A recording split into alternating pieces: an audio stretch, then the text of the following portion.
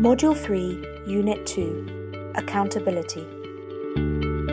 This unit will help you to understand accountability to the affected populations, understand the EASC commitments on accountability to affected population.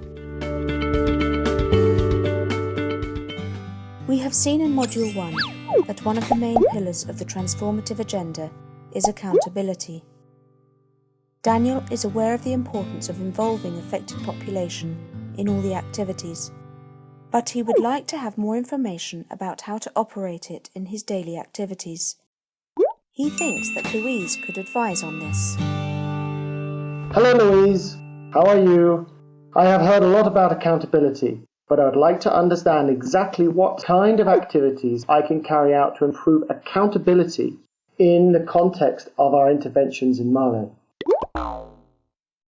In fact, Daniela, there are very simple mechanisms that can be activated to make sure that the affected population is involved from the identification of the needs to the response.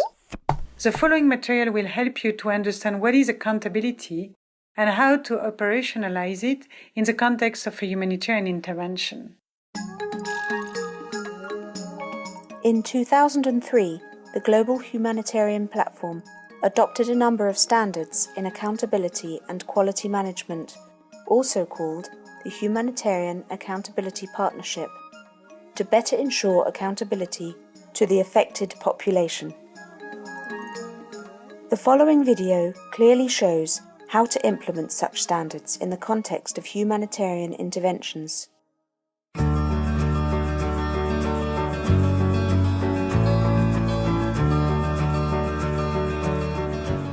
Aid organisations operate in complex situations. Natural disasters and conflict can devastate communities. Humanitarian organisations help people to recover by providing assistance to help them rebuild their lives. This is challenging work, and in the chaos of a crisis, being accountable to affected populations is not always a priority.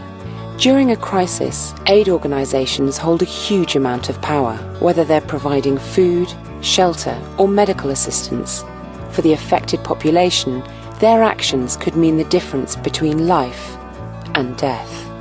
The Humanitarian Accountability Partnership was founded in 2003 to help redress this imbalance of power and give affected populations a voice in the design, implementation and evaluation of aid programmes.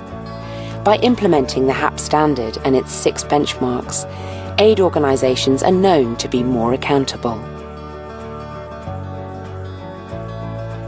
To meet benchmark 1, organisations let communities know who they are, what they have committed to do, and how they are going to achieve it.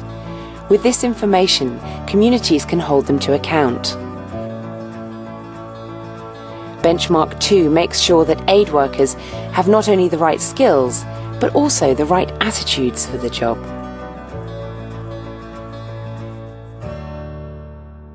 Survivors of disasters may have lost their families, their livelihoods, and their homes. They seek safety and security in the midst of chaos and need clear information about where to find it. To help them do this, Benchmark 3 ensures organisations share accurate, timely and accessible information so that communities know what they should expect from aid organisations, where help is and how they can get it. While people affected by crises may have suffered great hardship, they are not passive recipients and should actively be involved in decisions that affect them. Benchmark 4 of the HAP standard ensures aid organisations engage local communities in planning aid, which helps them regain their dignity and makes aid more effective and appropriate. Aid organisations aim to improve the lives of some of the world's most vulnerable people. But even with the best will in the world, things can go wrong. And when they do, people must be given the opportunity to complain. Benchmark 5 helps organisations establish appropriate complaints mechanisms. By doing so, organisations can help prevent abuse and exploitation, and can make sure that when things do go wrong, they are put right. From this, aid organisations can learn and improve, which is benchmark 6. Accountability to affected populations is not rocket science. But all too often, aid organisations are least accountable to the people they serve. If together we commit to putting the 6 HAP benchmarks into practice, we will make aid accountable to the people who need it.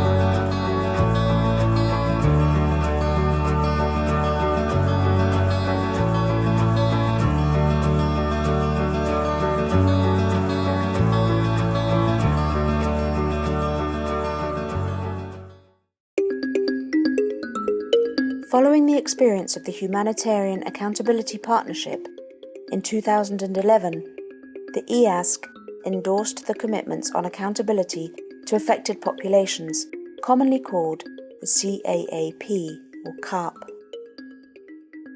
These commitments establish that all organisations involved in humanitarian actions will improve accountability by proving leadership, good governance, and ensuring that feedback and accountability mechanisms are integrated into country strategies, programme proposals, monitoring and evaluations, recruitment, staff inductions, training and performance management, partnership agreements, and highlighted in reporting. Being transparent, providing accessible and timely information to affected populations on organisational procedures, structures and processes that affect them to ensure that they can make informed decisions and choices. Having in place a feedback and complaints mechanism. Actively seeking the views of affected populations to improve policy and practice in programming. Ensuring participation and enabling affected populations to play an active role in the decision-making process. Designing, monitoring and evaluating the goals and objectives of programs with the involvement of affected populations. In the case of WASH coordination platforms, all partners have a responsibility for accountability. To be in line with the EASC Accountability to Affected Population operational framework, the WASH coordination platform has identified key accountabilities with the cluster or sector. The WASH platform coordinator is accountable to the affected population, the WASH lead agency at country level, WASH agencies and other sectors.